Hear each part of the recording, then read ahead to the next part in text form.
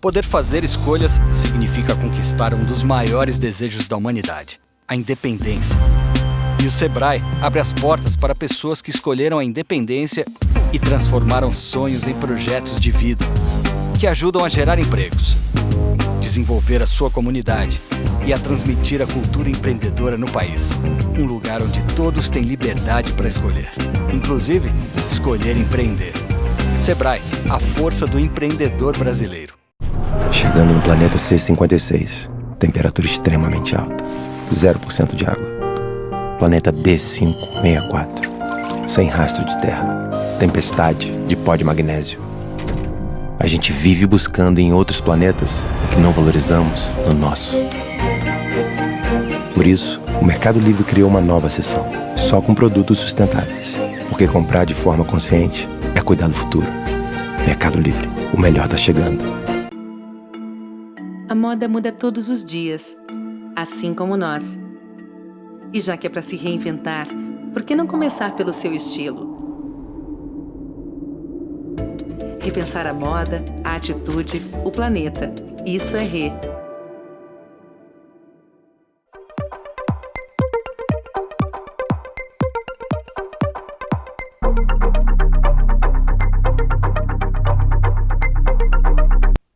Olá a todos, estamos aqui para um painel do Brasil Eco Fashion Week 2020, um evento que já vem crescendo há muito tempo em tamanho, em relevância, em contribuições para as mudanças que a gente quer ver acontecendo no nosso planeta, especialmente por meio da moda. Me apresentando, sou o Jonas Lessa, sou um dos fundadores e CEO da Retalhar.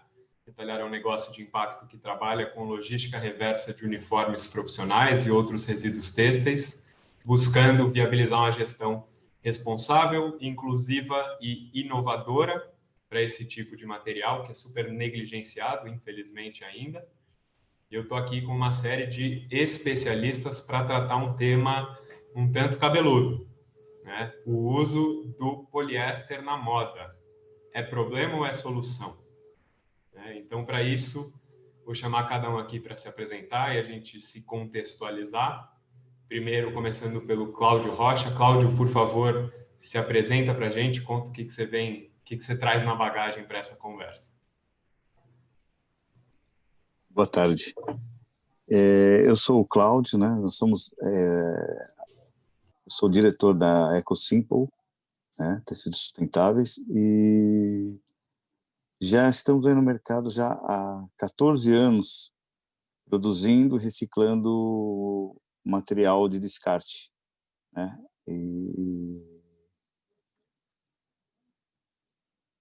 Oi, a conexão não está.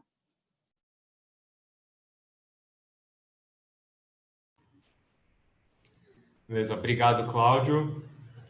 Também vou trazer aqui. Desculpa, minha conexão não está boa. Tá. Deu para te ouvir.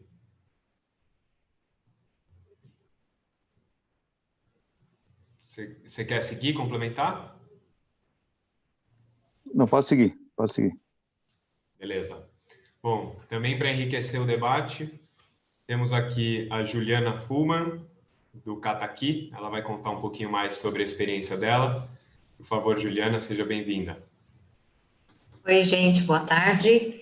Eu sou Juliana Fullman, eu sou coordenadora de projetos do Cataqui, que é o aplicativo da ONG Pimp My Carroça, que busca conectar catadores de resíduo, também a indústria. Agora a gente também está atuando com o aplicativo para olhar a ponta junto, e os geradores de resíduo. Então, a gente quer juntar a reciclagem através desse aplicativo com as ações do Pimp My Carroça de valorização dos catadores, né? A remuneração justa pela prestação de serviço dos catadores de material reciclado. Obrigado, Juliana. Também está com a gente aqui o Alexandre Teixeira. Alexandre, conta aí como que você vai contribuir para essa discussão. Boa tarde, gente. É um prazer estar apostando nessa iniciativa com vocês. Eu sou sócio gerente da GreenTech. A GreenTech é uma empresa de logística reversa. Atuamos na área de plásticos em geral, dos 7 tipos aí, na área de têxtil, na área de materiais eletrônicos, né? O nosso objetivo da GreenTech é ser uma empresa de disposição final. Então, a gente recebe aí os resíduos, todos esses resíduos que eu passei para vocês, tratamos eles, selecionamos, separamos, tratamos e colocamos eles em condição de novo para voltar para o mercado de consumo, né, como matéria-prima.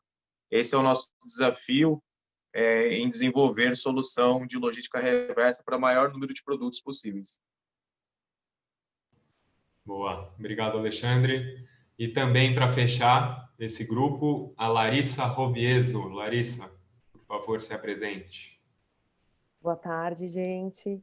Eu sou Larissa Rovieso, eu sou gerente de projetos e cofundadora da Regenerate Fashion.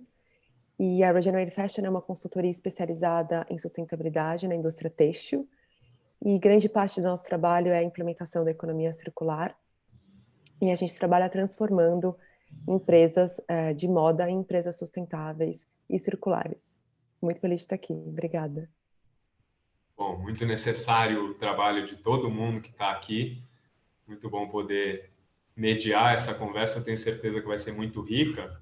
Contextualizando, estamos falando do poliéster, que tem alguns aspectos que merecem ser ressaltados aqui, né, que motivam, inclusive, esse painel. Primeiro de tudo, o poliéster ele é um derivado do petróleo, então é uma fonte não renovável, né, que é muito e cada vez mais consumida pela nossa sociedade, inclusive pela indústria da moda, né? Os últimos relatórios indicam que 60% das fibras usadas no mundo inteiro são de poliéster. O poliéster tem um aspecto, né, que inclusive motiva muito desse movimento de incremento no uso, que é a grande durabilidade que ele agrega às peças. E como a gente está aqui falando de reciclagem, de logística reversa, de economia circular, de tecido reciclado, tem um ponto que o PET ele viabiliza tecnicamente ou facilita o processo de reciclagem de determinadas fibras. Então, ele acaba sendo inserido na composição de tecidos reciclados. Eu acho que o Cláudio vai poder falar um pouquinho mais para a gente sobre isso. E ele acaba sendo também uma solução para as embalagens de poliéster que estão em circulação, que podem ser revalorizadas por meio da indústria têxtil. Mas se, por um lado, tem um aspecto de durabilidade desse material nas peças de roupa, enquanto tecido, por outro lado, essa durabilidade também vale quando a roupa, apesar de durar mais, vai parar no ambiente após o consumo, né? No chamado ciclo pós-consumo. E aí, se dura mais, esse material vai persistir nos ambientes onde ele estiver.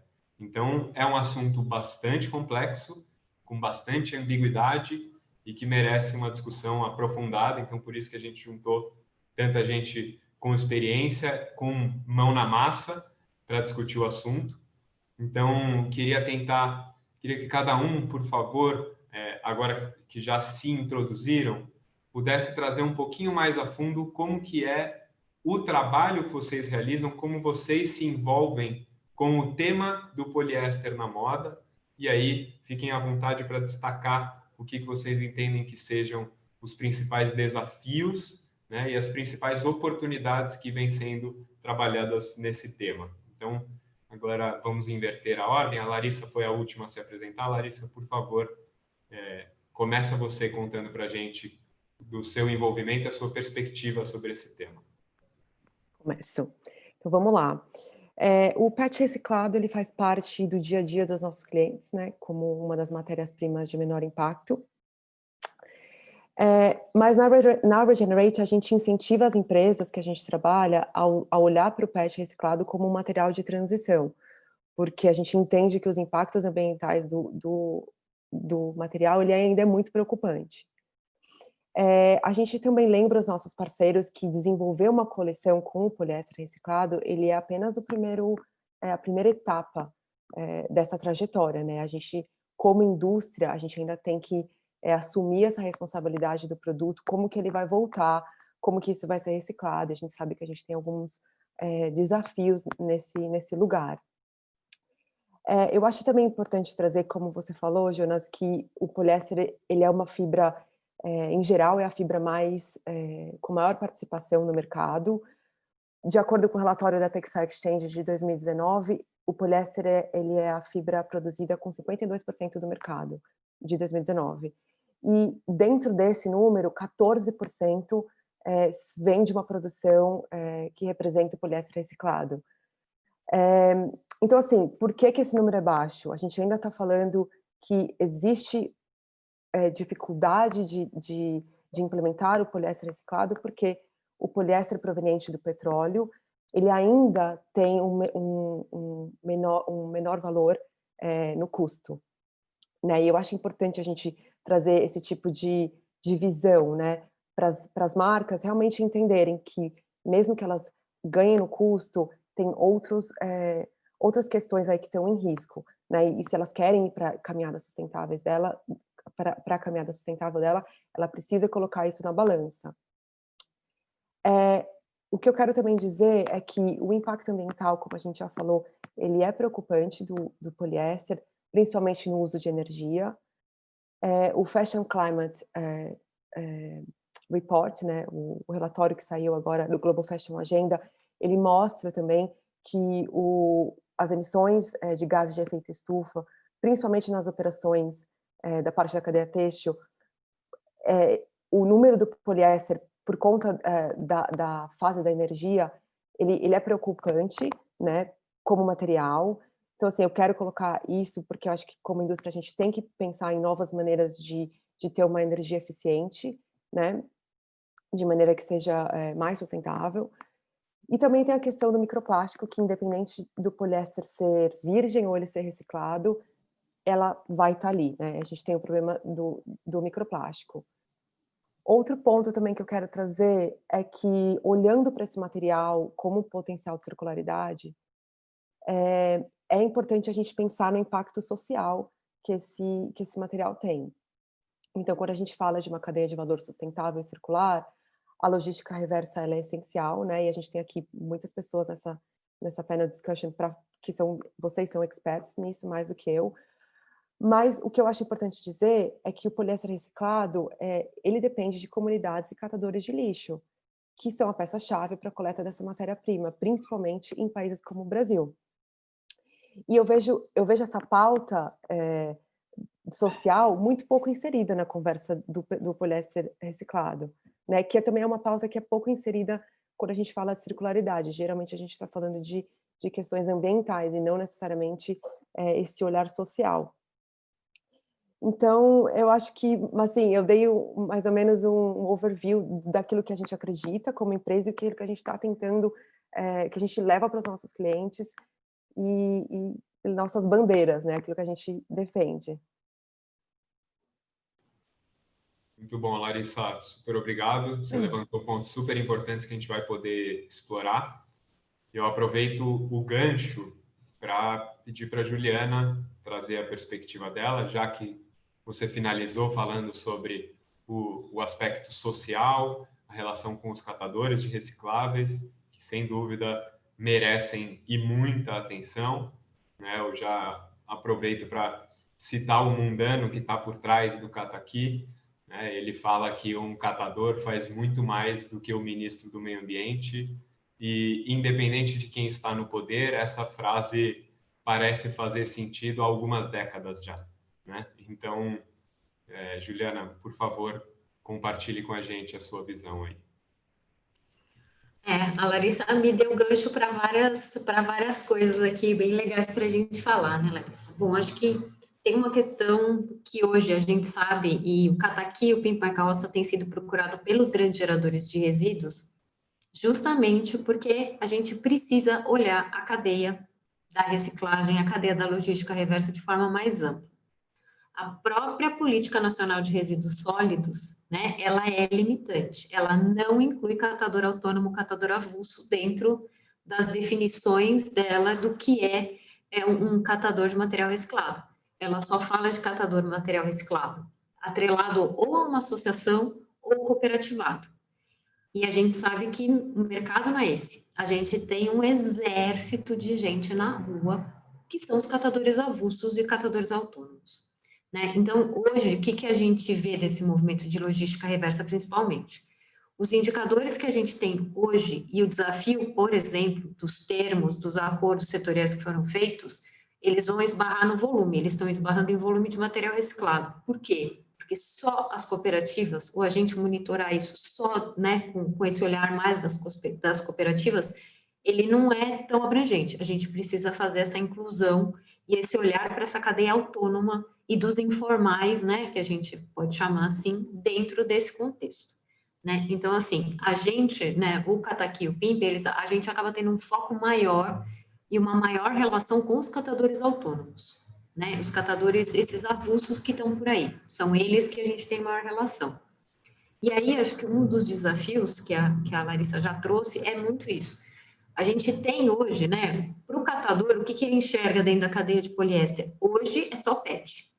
Realmente, não existe uma cadeia reversa de algum tecido têxtil que atinja, na verdade, pode até existir, talvez, algum projeto piloto com cooperativas, porque aí elas têm volume e seria uma ação mais fácil, talvez, de conduzir, mas do ponto de vista dos catadores autônomos, a gente não tem nada. A única interação deles com essa cadeia vai ser nessa parte da coleta e na venda, vamos dizer assim, do PET, né? Então, pensando em PET, hoje, a gente sabe que tem um desafio grande de volume, até, que é o que a Larissa trouxe, por causa de preço.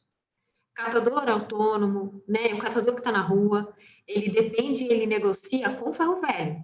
Ele não negocia que nem uma cooperativa que ela já tem um volume e ela consegue chegar lá direto na indústria ou num aparista num nível maior e discutir um valor e ter volume para aquilo. O catador da rua, o nosso catador avulso, ele vai, né, a formiguinha, ele vai no porta a porta ali, né, nas ruas que eles têm as rotas e vão vender no ferro velho mais perto ou no aparista que está mais perto. Então, se a gente for pensar, e a gente sempre usa o bendito exemplo da lata de alumínio, o catador vai preferir pegar a lata de alumínio ou vai preferir pegar PET? Imagina que, trazendo dados reais de valor, 1 quilo de lata de alumínio, ele vende no mínimo a R$ 3,50 no ferro velho.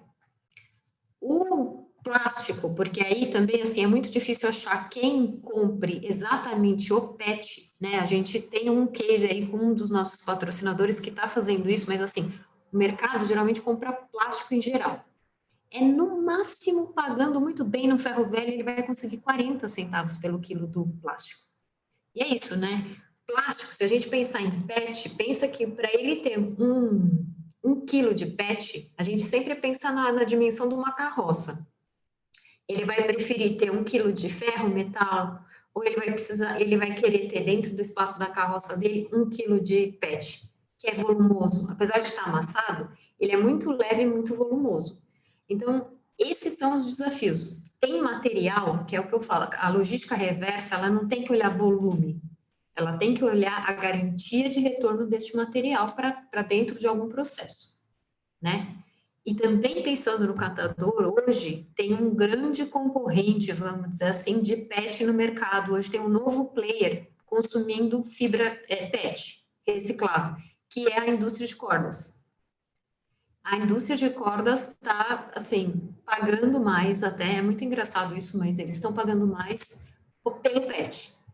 Então, a gente sabe de ações que o pessoal eu não vou lembrar o nome da fábrica agora, tem feito e procurado diretamente os catadores em alguns projetos específicos para trabalhar com eles essa questão da compra do volume para a produção de corda, desse material de cordas. Né? Então, acho que assim, os desafios sociais vão acabar esbarrando nisso. Para o catador, essa questão que é o que movimenta ele, porque é isso, muita gente vive em situação de vulnerabilidade e eles catam no dia para comprar o jantar à noite, né? Temos todos os tipos de catadores, mas essa é a realidade da grande maioria deles. Então, eles precisam de coisa que tenha giro rápido, né? Que não dê muito trabalho coletar e tudo mais, e tenha o retorno rápido, né?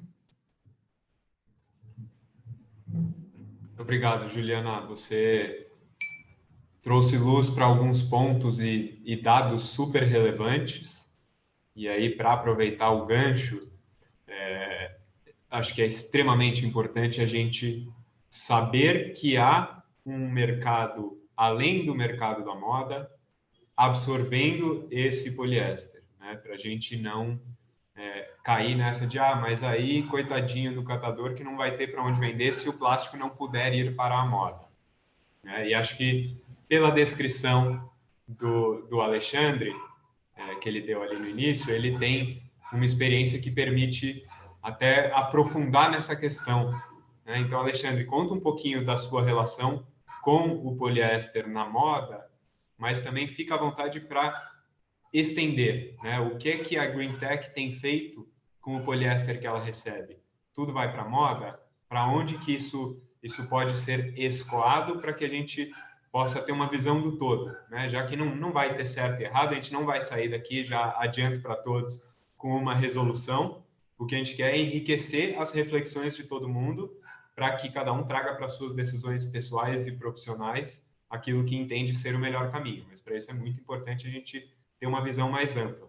Então, por favor, se você puder contribuir nessa direção, agradecemos. Legal. A Green Tech, quando entrou no mercado de fibra, tanto fibra têxtil quanto fibra plástica, foi um desafio. Primeiro que a Green Tech, ela trabalha o nosso grande gerador, o catador, é o nosso grande coletor, é o catador que coleta o tecido de poliéster e algodão nas grandes polos de produção, de corte, para fechamento de moda, né, confecção. Então, eu tenho os meus catadores individuais, como vocês falaram, que fazem a disposição da cooperativa, a cooperativa faz a triagem desse material de retalho e encaminha para mim. Então, a gente tem algumas dezenas de cooperativas que são parceiras conosco, que estão ligadas a esses catadores. Nós temos também as indústrias, que são os grandes geradores, que geram esses retalhos também, e encaminham esse material para nós, para estar fazendo a moagem desse material de poliéster, né? Eu tenho também aquelas empresas, as grandes que tem lote reprovado, esse tipo de coisa, ou lote com defeito, que encaminha esse material para a gente também para descaracterização e a gente transforma ele em matéria-prima.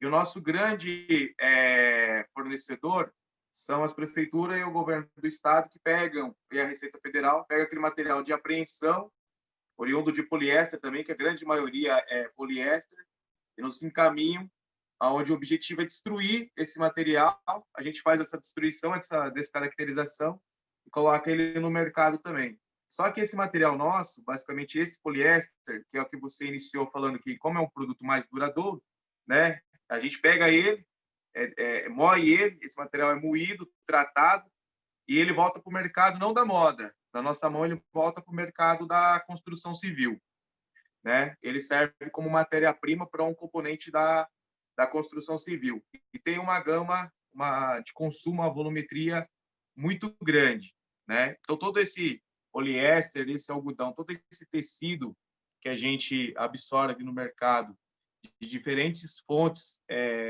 que entregam para nós, para nossa empresa, todos eles são tratados, selecionados para voltar uma grande parte para a construção civil, outra para o mercado automobilístico, né? E o terceiro mercado, o mercado de acústicos, né?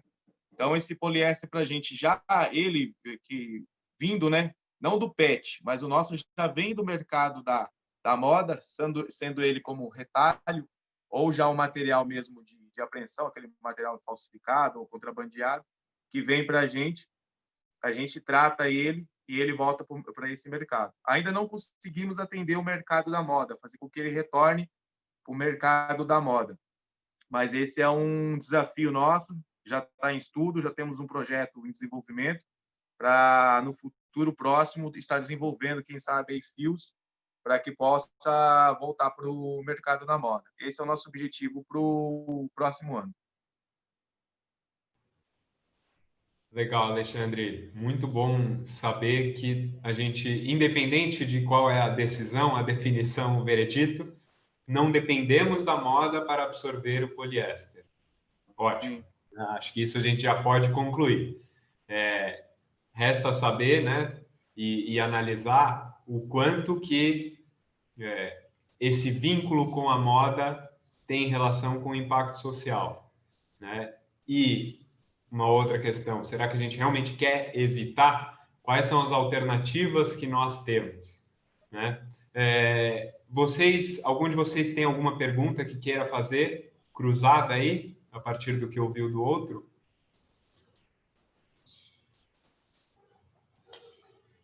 Entendo que não.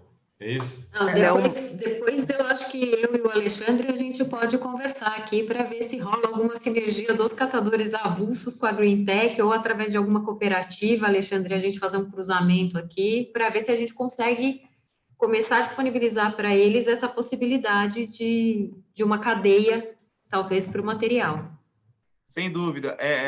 Foi até uma observação dita aí, que nem o material hoje, a fibra, né, aqueles retalhos que no passado ainda né, por falta de informação, acaba sendo um problema para a Prefeitura de São Paulo hoje, nas grandes regiões de produção, na região central, que acabam entupindo o bueiro, sujando calçadas, as ruas, porque alguns grandes geradores ainda não têm, nunca tiveram, né, aquela educação de armazenar, de condicionar esse resíduo de retalho de uma forma segura para poder fazer o descarte de forma correta. Então, acabam jogando na rua, e quem pega isso, normalmente, é o pessoal de varrição.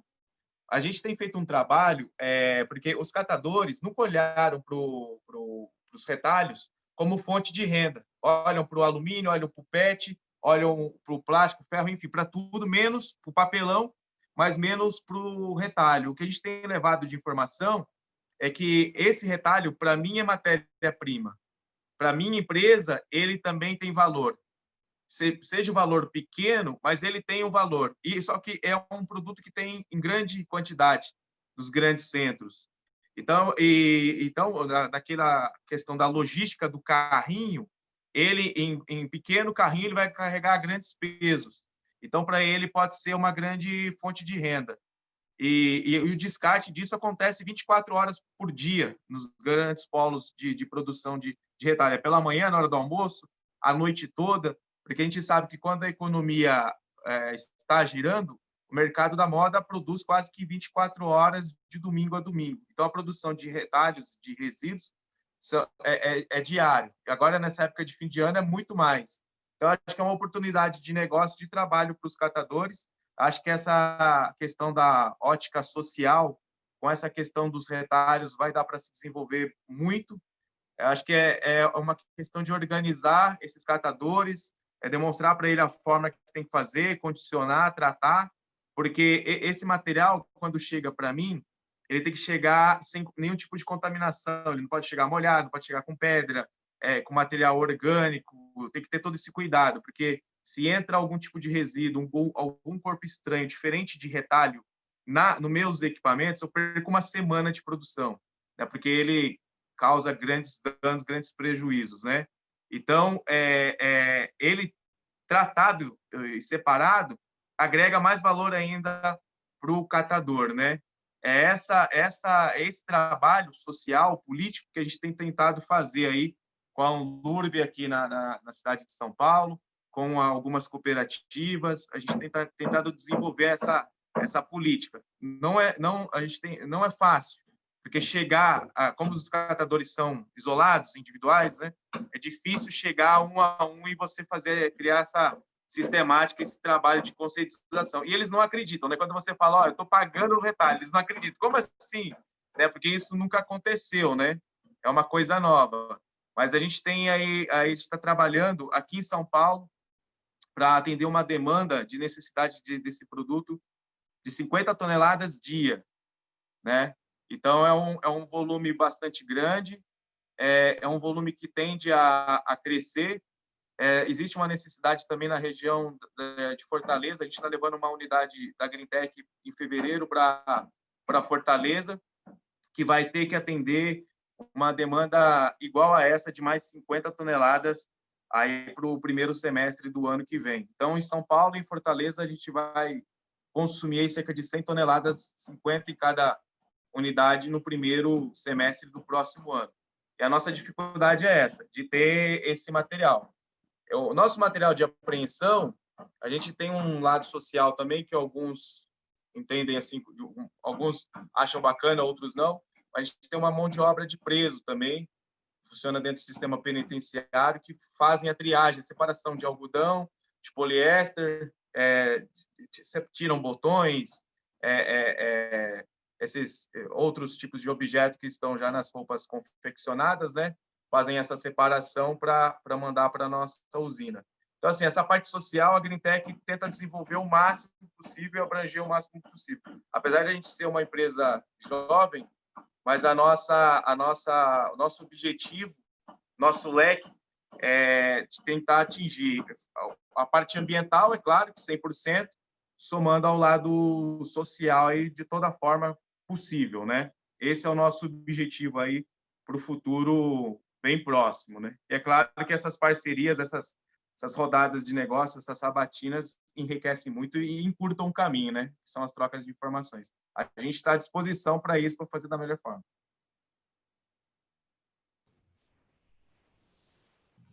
Eu não ia falar agora, mas a gente vai conversar, viu, Alexandre? Eu queria agora passar a bola para a Larissa. Larissa, você tem experiências internacionais relevantes, né? Na Alemanha, se eu não me engano, atuação profissional também nos Estados Unidos.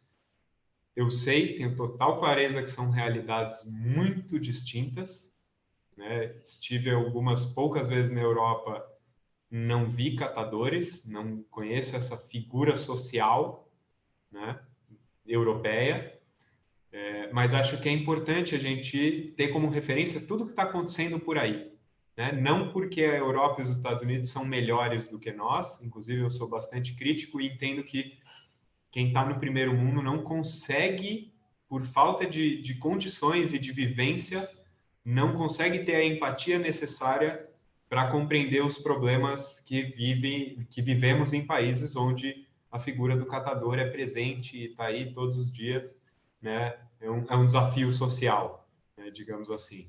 Então, eu queria que você trouxesse, apesar desses pontos, o que é que você tem visto fora do país que são referências válidas e que o pessoal que está nos assistindo, que está interessado no assunto, pode ter como referências para enriquecer a jornada que estão fazendo aqui pelo Brasil. Tá. Só para, assim, a Regenerate Fashion é uma empresa americana. A gente é americana registrada nos Estados Unidos, mas a gente começou na Alemanha. Por isso. Bom, primeiro, assim, só para trazer um pouco essa diferença. A gente está falando, na Europa, a gente está falando de uma sociedade onde existem nos próprios mercados aquelas máquinas que você coloca a garrafa PET e você recebe um valor por isso, né? Então, você recicla a sua própria garrafa e recebe por isso um desconto nas suas compras. A gente também está falando de uma sociedade que tem, por exemplo, lixos específicos de tecido, né? Não significa que a sociedade inteira joga o lixo, né, vai andar e ir até esse lixo de tecido, mas isso facilita muito o processo, porque faz com que as roupas que não vão, por exemplo, não sejam vendidas para uma ONG, acaba indo para esses locais que vão fazer o processo de separação, de limpeza, para uma possível reciclagem mecânica. Então, eu acho que, assim, eles acabam ganhando simplesmente porque eles estão mais estruturados, né? Existe uma política pública, existe um governo que está mais presente nesse sentido, né? Que olha para esses lugares que são tão importantes na indústria. Eu acho também importante dizer que, apesar deles serem referências em muitas coisas, eles também são muita das roupas produzidas e do lixo têxtil, né, principalmente das roupas que foram usadas e não tem mais o que se fazer. A gente sabe de escândalos, por exemplo, Estados Unidos, que manda tudo para a África, e isso acaba criando um problema significativo na indústria, na economia africana, porque acaba que aquele lixo têxtil foi parar na África, e aí o que acontece? Aquilo tem um valor zero, né? Então acaba trazendo um problema com a indústria têxtil da África, né? Em alguns lugares. Então, assim, por mais que eles sejam existe políticas públicas, eles também têm alguns problemas sérios, né? Que no final, enquanto a gente não descobrir a fórmula da reciclagem têxtil, todo mundo vai estar tendo problema. Vai ser no Brasil, vai ser nos Estados Unidos, vai ser na Europa. Um outro ponto que eu acho também importante trazer é que, na Europa, a produção, geralmente o corte, a costura, a produção, ela não é feita lá, né? Então, assim, ela é feita no Vietnã, ela é feita no Camboja, ela é feita em Bangladesh. Então, o resíduo fica nesses lugares, né? Então, assim, a gente não sabe como é essa questão de resíduos nesses lugares.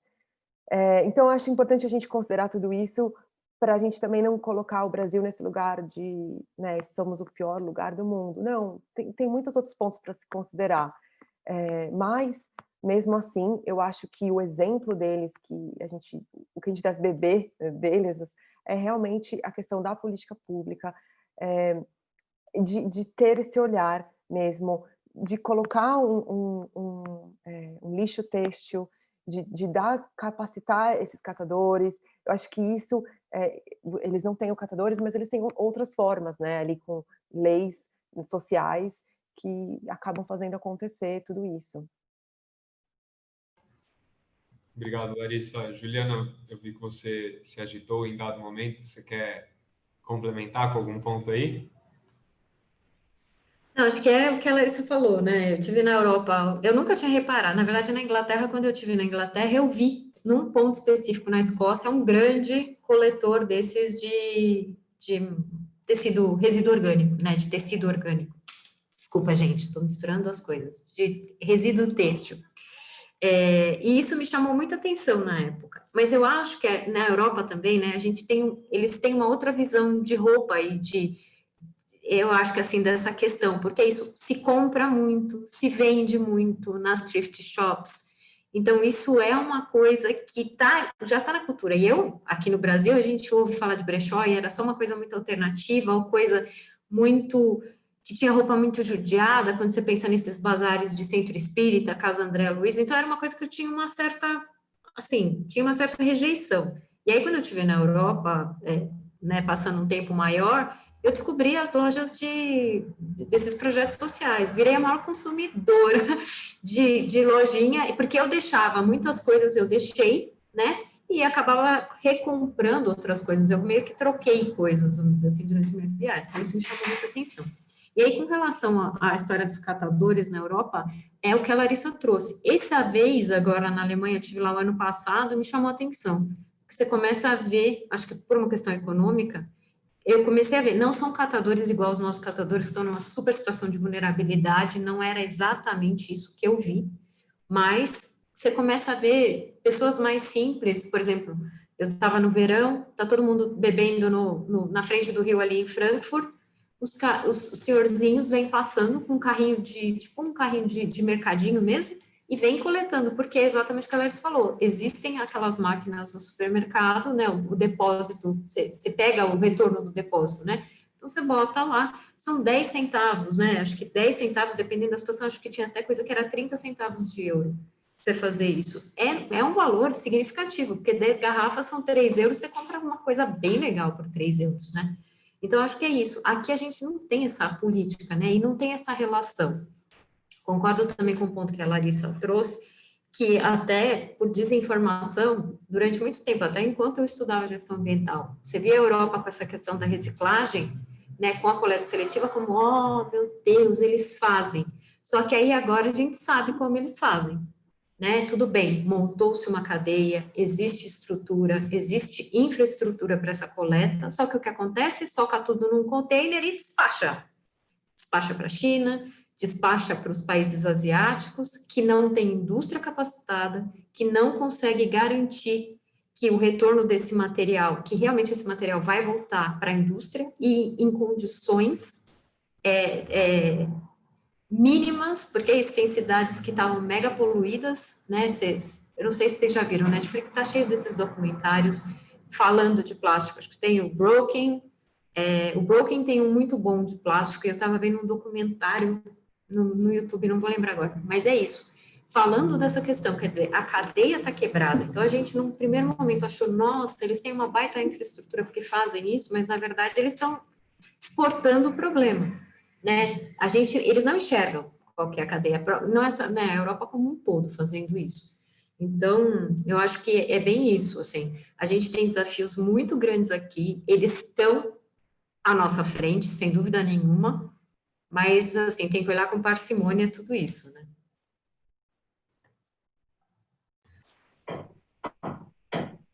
Quer falar, Alexandre? Eu queria aproveitar o gancho.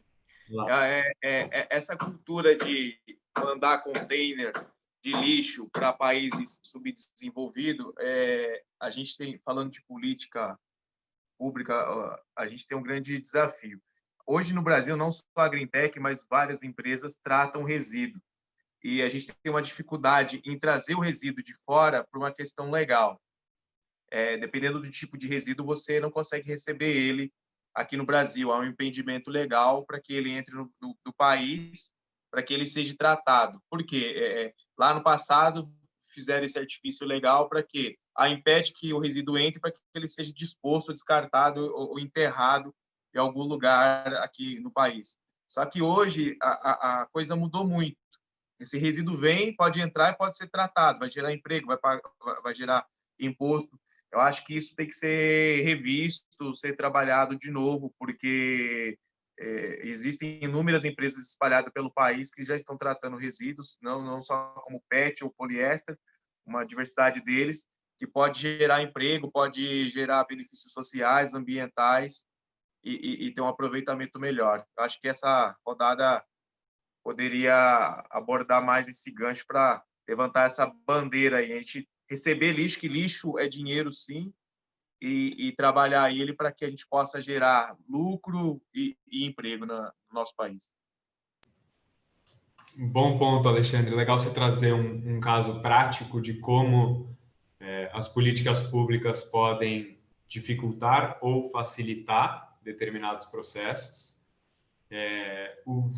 Uma dúvida que eu fico no caso da importação de resíduo têxtil, precisamente, tem algum ponto específico onde você identifique que, putz, aqui a política pública nacional está atrasando, porque eu não consigo importar, e também não existe esse material disponível em abundância em território nacional?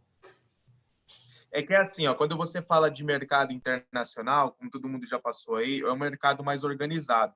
Quando você traz um container de qualquer país que seja, ele já vem totalmente preparado para ser tratado e vem uma volumetria muito grande. Aqui no Brasil, a Greentech levantou essa bandeira de fazer essa educação, de tentar ter esse material aqui dentro do nosso estado, do nosso país ainda. A política pública, a legislação impede que a gente exporte qualquer tipo de resíduo. Exporte ou importe qualquer tipo de resíduo. Existe essa barreira. E a outra grande dificuldade que a gente tem, não sei se vocês passam por isso, quando a gente monta uma empresa de logística reversa, você não consegue ter um KENAI junto à Receita Federal específico para aquele tipo de serviço que você vai desenvolver. Os trabalhos de reciclagem, tanto desde cooperativa quanto na questão industrial, que é o nosso caso, quando você vai buscar um KENAI, você tem que buscar um KENAI por similar. Então, na hora de você fazer qualquer tipo de importação e exportação, atrapalha bastante, porque você não tem algo fechado e objetivo, né? Então, tudo isso dificulta, né? A nossa falta de organização interna, a organização externa, mas a dificuldade de trazer esse material para cá e ter geração de renda para a indústria e para o país, porque vai fomentar impostos também, e emprego, né? Então, o que é problema para o mercado externo pode ser solução para o nosso mercado interno, pois nós temos mão de obra, temos tecnologias, temos know-how para tratar esse resíduo, né? Eu acho que o mundo vem cobrando muito do Brasil essa questão ambiental. E o Brasil tem muito a oferecer no tratamento de resíduos. Eu acho que chegou o momento do Brasil levantar a mão e falar: ó, eu quero o seu resíduo, eu vou tratar o seu resíduo. Não para descartar em aterro sanitário, enterrar, porque isso é uma coisa arcaica que já passou da hora de deixar de existir. Mas mandar para destinar as usinas como as nossas, para a gente poder tratar e dar colocar na cadeia de novo esse material, não como resíduo, mas como matéria-prima. Então, essas questões de política pública, de políticas públicas, precisa mudar muito e mudar rápido, para que a gente dê resposta mais rápida ainda da questão ambiental e social. Acho que essa questão de legislação e política pública está sendo uma parede, uma barreira muito grande para que toda essa questão social e ambiental se desenvolva com uma maior velocidade. Então, acho que isso é um grande desafio para o ministro que está aí à frente, para o nosso presidente, que não tem olhado muito para essa questão ambiental, né? O pessoal está só olhando lá para a questão de vegetação, fogo, mato, incêndio. Isso é legal, bacana, tem que ter um cuidado. Só que a gente tem que ter um cuidado maior ainda com o que já foi retirado da natureza, já foi minerado, já foi usurpado de lá. Agora vamos tratar isso para que a gente não tenha que retirar mais isso lá da natureza. A gente só use o que está aqui na cadeia. Eu acho que está faltando um pouquinho aí de inteligência aí para que esse círculo funcione com um pouco mais de velocidade. Eu acho que falta um pouco de dedicação nesse sentido. Esse é o meu sentimento. Ótimo ponto, Alexandre. Falta visão sistêmica, né? Que é justamente o que a gente estava falando, que a gente quer levar para o público. Então, tomara que o ministro e demais políticos responsáveis pelas questões ambientais possam assistir a esse painel. Tomara. E dessa fonte também, né? Eu vou complementar a sua fala. Não é só a falta de CNAE, né? Para quem não conhece, a Classificação Nacional de Atividades Econômicas, que é a forma como é o tipo de atividade com a qual a empresa se registra, né? E que permite ela realizar determinadas atividades, ter determinados enquadramentos fiscais, etc. Não é só isso, né? Toda a estrutura, tanto legal quanto institucional brasileira, não está preparada para falar sobre esse assunto, né? Eu não estou falando só de legislação, estamos falando, e esse é um assunto muito sério e muito falado, a bitributação, né? Você paga imposto para reciclar o material como se você estivesse extraindo matéria-prima virgem, mas vai também para pontos mais sutis, né? A gente tem grandes empresas falando em metas de aterro zero, mas que na prática você vai ver o bônus de todos os executivos e ninguém tem meta atrelada a questões sociais e ambientais. As metas são faturamento, receita, redução de custos, e ninguém está olhando para essas questões que envolvem um olhar mais sistêmico. Então, acho que essa provocação vai até um pouco além de políticas públicas, né? Como estamos preparando os nossos terrenos para lidar com esse assunto. E aí, juntando um pouco de todas as falas aqui, tem algo que, para mim, chama muito a atenção. A gente viu aqui alguns cases que mostram que a tecnologia é, sim, compatível com o impacto social. Ela não é excludente, né? Eu mesmo, confesso, quando eu vejo as máquinas retornáveis da Europa, eu falo, pô, perfeito aqui, mas para o Brasil talvez não funcione, porque e o catador? Ele vai ser excluído nesse sistema, mas o que a Juliana traz talvez seja, não necessariamente, talvez facilite a vida do catador, estimule o catador, né? Então, a tecnologia pode sim ser uma aliada, e pega o gancho da tecnologia, a estrutura que o Alexandre tem, não conheço a GreenTech, mas pelo tipo de atividade que faz, eu tenho algum conhecimento nesse ecossistema da reciclagem têxtil. Eu sei que não é uma estrutura qualquer, não é uma estrutura pequena, envolve sim muita tecnologia, envolve muito investimento, e esse posicionamento que a GreenTech tem de dizer eu compro esse material, eu vejo como um gatilho que dispara essa preparação de terreno em vários níveis. Opa, peraí, se vai ser rentável, então será que eu preciso mandar o meu resíduo todo bagunçado? Acho que agora vale a pena eu fazer uma triagem, eu arrumar os processos internos, eu dar diretrizes para o restante da minha empresa para fazer a melhor separação no corte, lá na confecção. Então, eu saio com essa sensação de que a tecnologia e o impacto social podem se potencializar, e não só esse exemplo da máquina de retorno de embalagens, mas também o próprio exemplo do Cataqui mostra isso, o trabalho que o Alexandre está fazendo de conciliar toda essa estrutura industrial que ele tem com a inclusão de uma mão de obra que hoje está no sistema prisional, né? Isso também é super relevante, a gente tem vários casos relacionados a esse tema. Então, agradeço muito por essas contribuições, porque para mim já foi bastante esclarecedor. Vocês têm algum outro ponto que vocês queiram aprofundar nesse momento?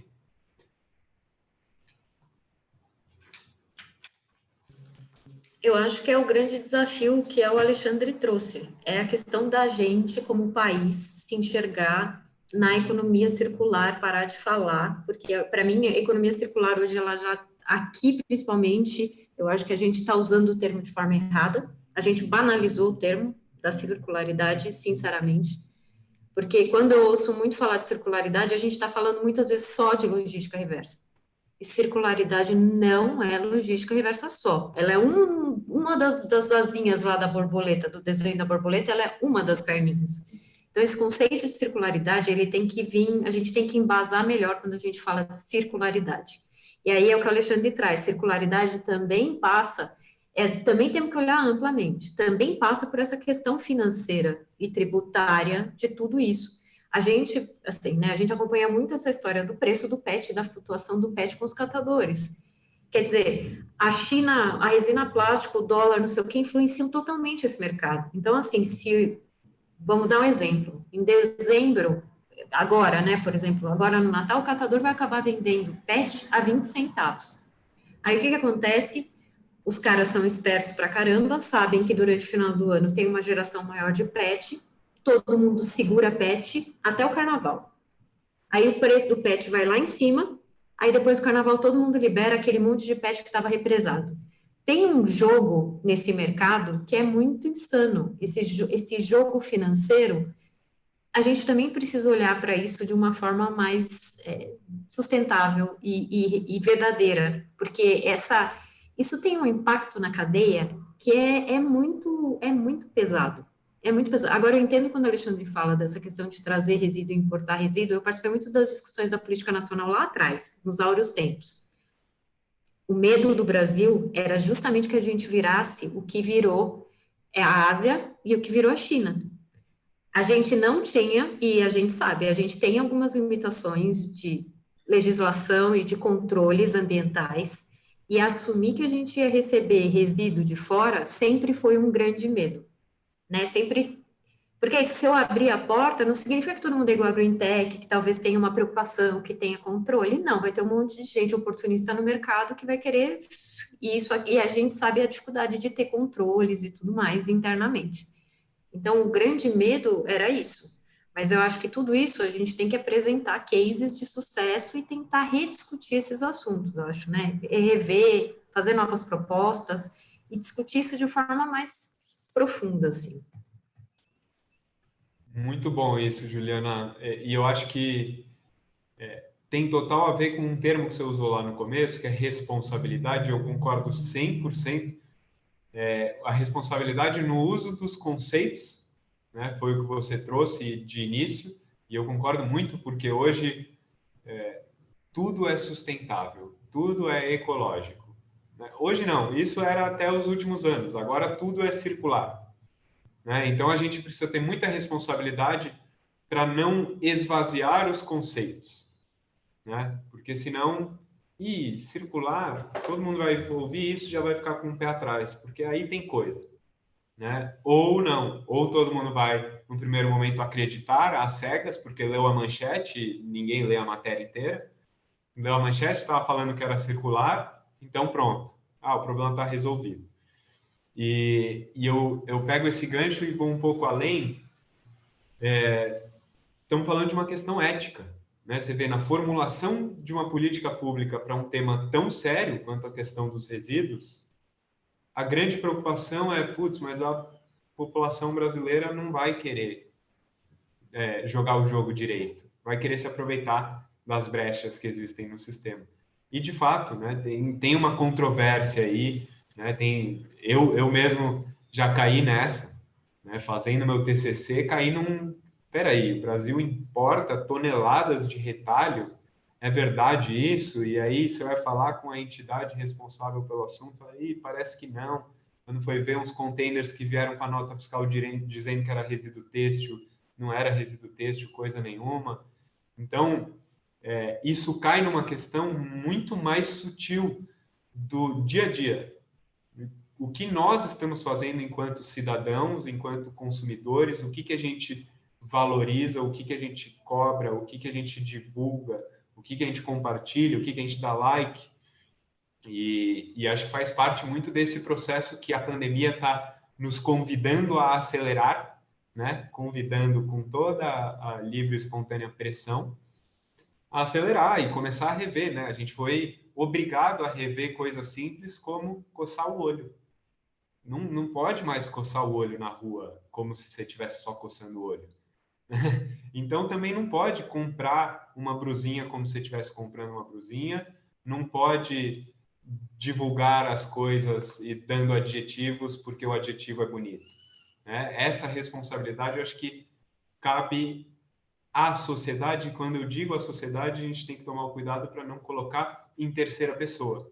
A sociedade somos nós, cabe a nós, né? E o nós começa comigo e se estende para quem está ao meu lado, mas não começa com os outros, né? Então, esse é um ponto super importante, a questão da responsabilidade. Eu vejo que tem um ponto aqui que a gente ainda não tocou, que acho que seria irresponsável não tocar, que é a questão do microplástico, né? Eu quero trazer esse ponto de uma forma aberta, que vocês coloquem o que está na cabeça de vocês, que estudam o assunto, que vivenciam isso. A pergunta é, mas e o microplástico?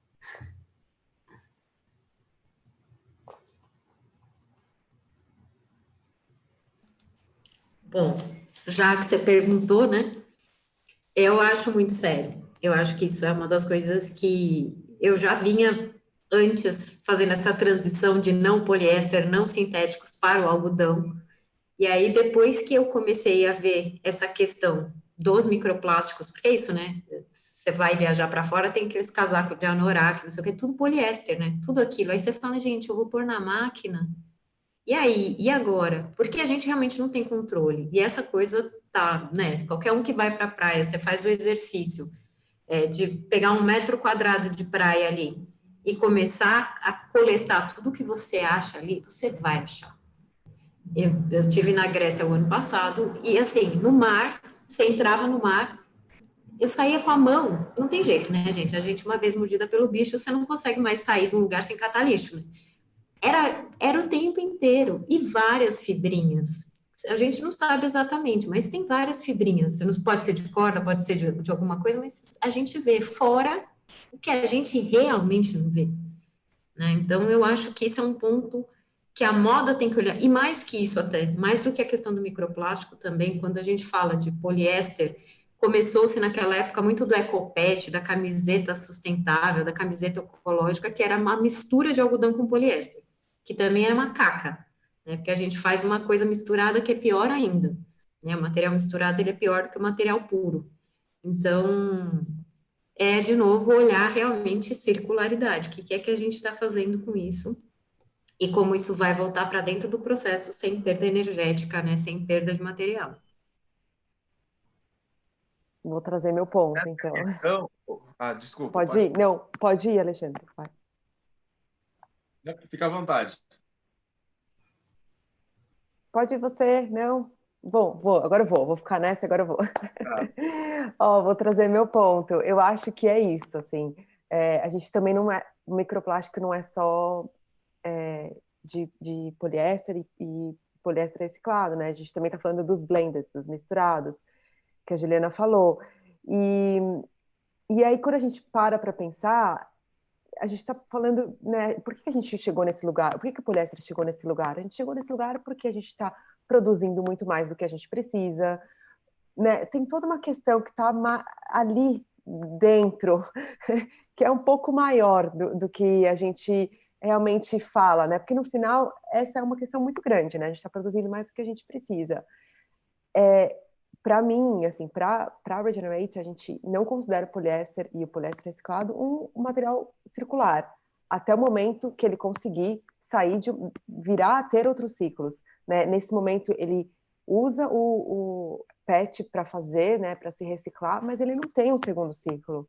Então, eu não posso falar que ele é um material circular. Ele é um material, né, que é a sua trajetória, o começo da sua trajetória sustentável. De repente, você pode usar um poliéster reciclado, mas você tem que ir além. Ou, pelo menos, você precisa buscar parcerias na indústria, investir com outras empresas de moda. Vamos tentar ir para o segundo, para o terceiro etapa, né? Não, a gente não pode falar que eu sou sustentável porque eu uso né, o PET reciclado. Ele está muito limitante, e principalmente também por essa questão do microplástico, que infelizmente é uma questão que a gente está longe de resolver, né? A gente tem aquelas sacolas que você coloca, aqueles saquinhos que você coloca na máquina de lavar, né, para proteger, né? Você põe a peça de poliéster no saquinho e aí põe na máquina de lavar, que protege, que contém o microplástico, mas, né, quantas outras milhões de roupas você tem que são misturadas, né? Isso é real. Então, esse é o meu lado.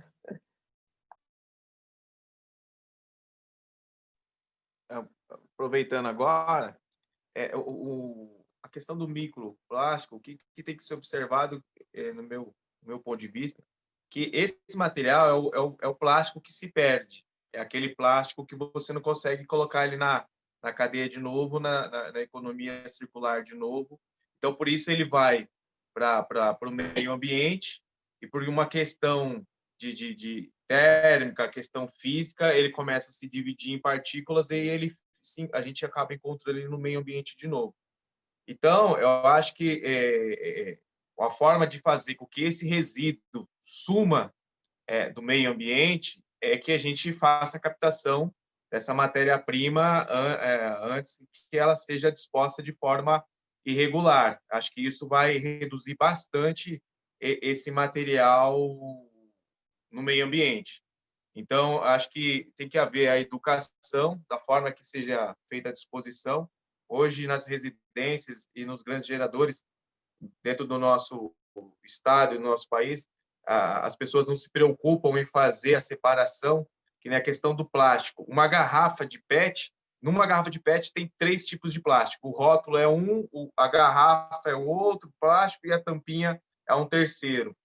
Se cada consumidor tiver a consciência de separar, na hora de dispor esses tipos de plásticos em recipientes diferentes para fazer a disposição, o catador já pegar ele separado, vai diminuir a fomentação desses microplásticos no meio ambiente. Acho que tudo começa por aí. A forma de triar esse material tem que ser triado já dentro das residências, dentro das indústrias, para que não haja dispersão em nenhum lugar irregular. Então, acho que esse é um trabalho bem de educação, tem que começar dentro de casa, nas escolas, através de redes sociais e na televisão, para que não haja dispersão desses materiais em locais incorretos. E aí sim vai haver uma redução, não vai chegar nos rios, nos mares, no solo, nos terrenos, né? E isso vai contribuir com que diminua. O que o brasileiro tem que aprender, que o lixo ele não é um problema, ele pode ser uma solução, é uma solução econômica. Se começar a olhar para o resíduo como uma solução econômica também, com certeza a gente vai encontrar menos resíduo disposto de forma irregular. Então, essa consciência que a população tem que ter, que isso pode vir, eu sempre insisto, pode vir a virar renda, pode vir a virar negócio, e a partir do momento que as pessoas olharem para isso, com certeza vai diminuir esse tipo de resíduo a ser encontrado no meio ambiente. Boa. Acho que é importante só também complementar explicando o pano de fundo da fala, principalmente da Larissa, sobre os saquinhos para lavar roupas de poliéster dentro da máquina. O que acontece é o seguinte, sempre que você tem uma roupa de poliéster que entra numa máquina lavadora de roupas, ali naquele movimento são liberados microplásticos que estavam embutidos naquele tecido, na estrutura daquele tecido.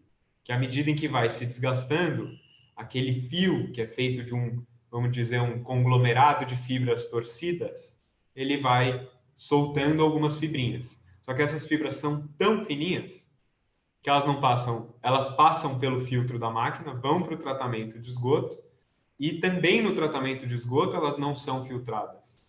E aí é que elas vão parar, inevitavelmente, nos rios, e se chega no rio, chega no mar. Se chega no mar, chega na barriga do peixe. Se chega na barriga do peixe, chega na barriga do ser humano. Então a gente está comendo microplástico, né? E não só envolto em petróleo à medida em que a gente está usando essas roupas. Esse é um ponto muito importante. Quem quiser se aprofundar no assunto, tem um estudo que, se eu não me engano, está disponível no site do Parlamento Europeu, apontando que 35% dos microplásticos encontrados no oceano têm origem na lavagem de roupas. Esse é um ponto muito importante. E aí a Juliana trouxe também a questão do que ela conceituou como caca, da mistura de fibras, especialmente quando misturam-se fibras sintéticas com naturais, né? Primeiro, por que isso é feito? É importante colocar.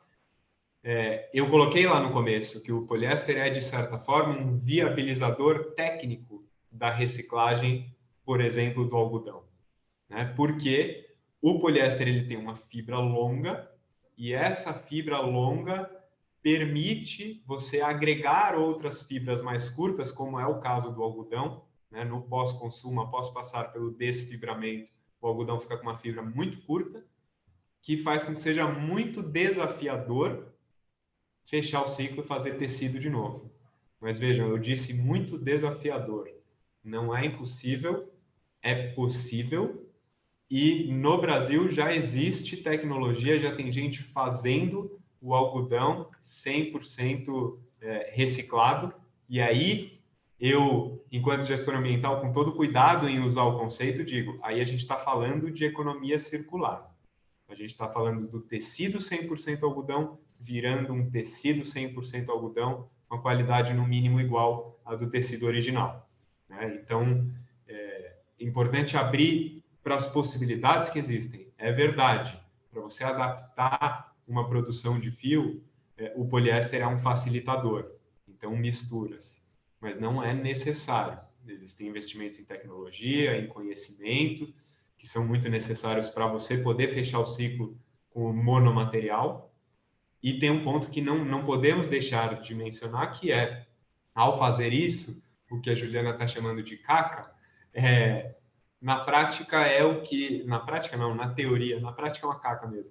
Na teoria, é uma mistura íntima de materiais. Esse termo é muito conhecido, né? E normalmente associado, acho que esse é um exemplo bem didático, normalmente associado à reciclagem de, por exemplo, embalagens Tetra Pak.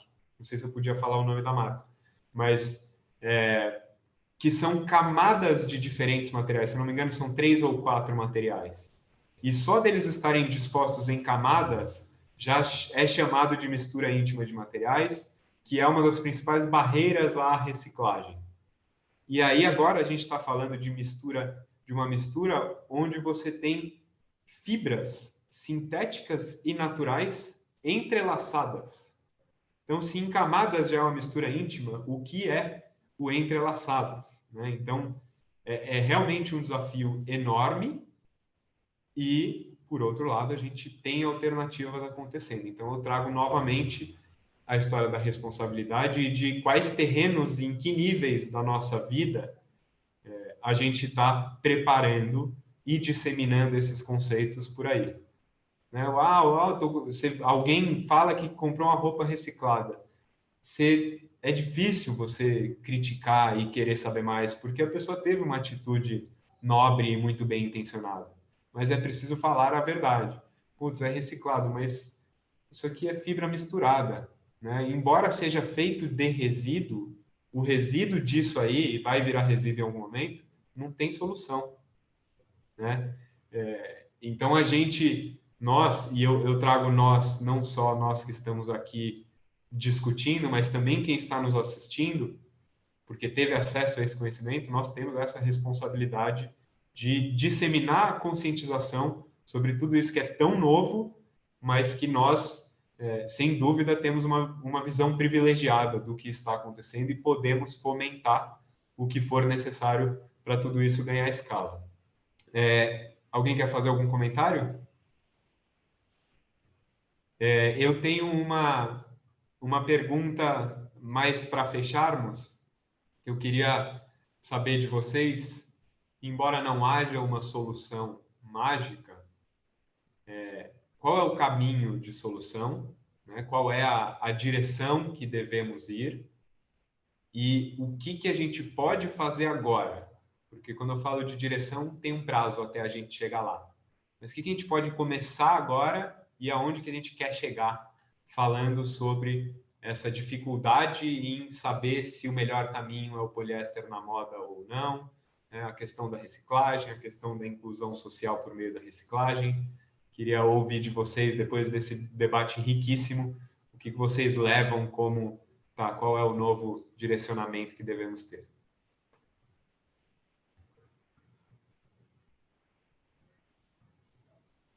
Vamos lá, eu começo então para fechar. Acho que a gente já tem um problema, esse problema está aí, está instalado, e a gente tem que trabalhar ele. Eu acho que, eu costumo dizer assim, não adianta colocar fermento no problema, tem que tirar, né? É fazer com que ele não cresça mais. E eu, olhando isso de uma forma empresarial, de uma ótica empresarial, eu acho que desse problema a gente pode tirar a solução. Fazer virar economia, fazer virar posto de trabalho, fazer virar oportunidade. E eu vejo uma grande oportunidade. Quando tem problema e as pessoas não sabem o que fazer, acho que vale o desafio a gente encontrar uma solução para isso e explorar, né? Acho que toda atividade, toda descoberta de tecnologia nova para uma solução, um problema difícil, acaba sendo viável financeiramente, isso que faz valer a pena todo e qualquer tipo de negócio. Eu acho que o caminho, eu olhando pela ótica empresarial, ótica de negócio, tanto na ótica da moda ou qualquer outra que seja, eu acho que é isso, é fazer valer a pena trabalhar esse problema para que ele seja uma solução para um futuro próximo.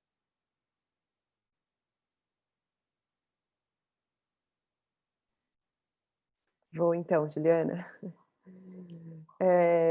Eu acho que a gente precisa ser transparente, né, no sentido de dar voz mesmo a essas sombras, né, as perguntas que a gente não tem resposta. Como indústria a gente chegou nesse lugar que a gente está e como indústria a gente vai sair.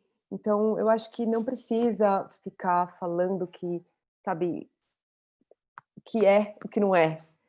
É isso que eu quero dizer. Temos problemas com o poliéster reciclável, são esses, estamos tentando resolver. Eu acho que a gente tem que ser transparente. E eu acho que o caminho é a colaboração.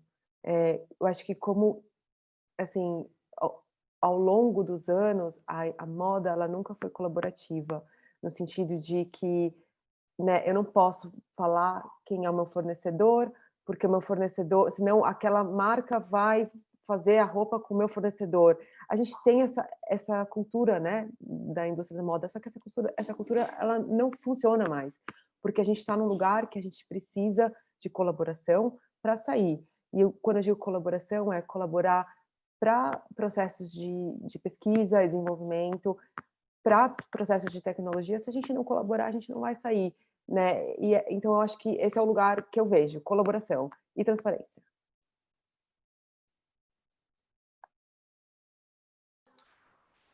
E aí, pensando aqui do ponto de vista, né, da cadeia da reciclagem, principalmente, olhando essa questão social e do impacto social, acho que é isso, é pensar exatamente o que a gente está fazendo com o material e qual vai ser o destino desse material, porque colocar coisas no mercado, que é isso, que não o mercado mesmo não possa absorver, né, que é o que a gente fez até então, acho que a gente nunca teve esse olhar, e as marcas até tem, né, tem um grande movimento de marcas, inclusive, fazendo isso.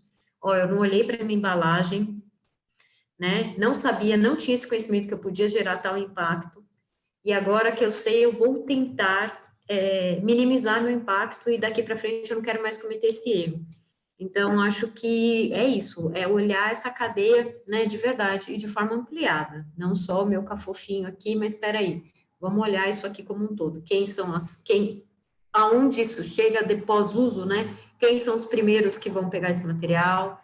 Aí, qual que é o trajeto deste material? Né? Quais são os meios possíveis para esse material retornar, se é que ele retorna? E quais são esses percentuais? Porque eu acho que hoje as marcas, né, como um todo, elas não têm visão de cadeia, elas não enxergam, porque é isso, o ciclo de vida do produto é do berço ao túmulo, né, ou do berço ao berço, como a gente fala agora, cradle to cradle.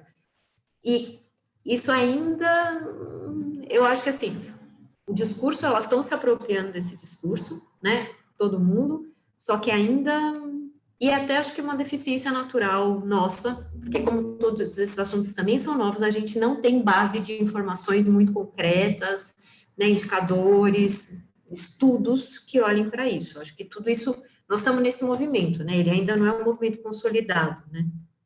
Então, acho que esse é o nosso grande desafio, olhar mesmo de forma prática todas as etapas da cadeia. Legal, Juliana, muito bom. Concordo muito com você. Acho que a gente está falando muito de visão sistêmica, mas dentro das próprias empresas onde isso é gerado, né, onde na origem do problema, a gestão é toda compartimentada, né? Então fica difícil que esse olhar seja levado a cabo.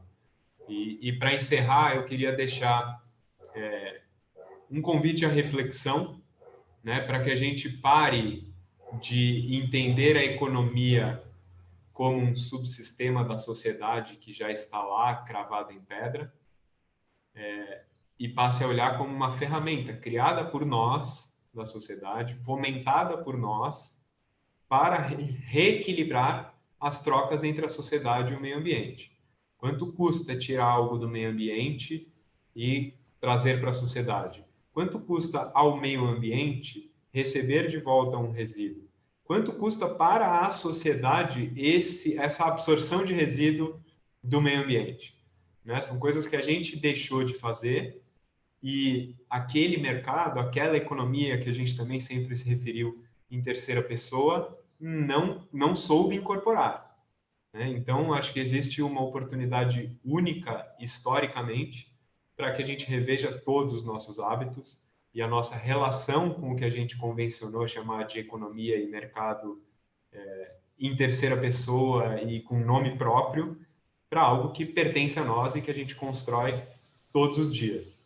Eu espero, de verdade, para mim foi ótimo essa conversa, foi super enriquecedor, espero que para vocês, debatedores, tenha sido também, e mais ainda, para quem estava em casa, quem estava buscando informação, lamento não ter trazido respostas concretas, se é um problema ou é uma solução, mas tenho certeza que vai ajudar cada um nas suas reflexões e que vocês possam espalhar essa mensagem cada vez mais. Alguém quer fazer alguma consideração final aí? Então podemos encerrar? Beleza. Obrigado a vocês pelo tempo aí e até breve. Acho que todos nós temos aí espaço aberto no LinkedIn, em redes sociais para receber contatos. Quem tiver, pelo menos eu, Jonas Lessa, estou lá no LinkedIn. Quem quiser fazer contato para a gente trocar algumas figurinhas, vai ser um prazer colaborar, como a Larissa bem pontuou. Então, muito obrigado a todos pela audiência e pelo tempo dedicado a isso.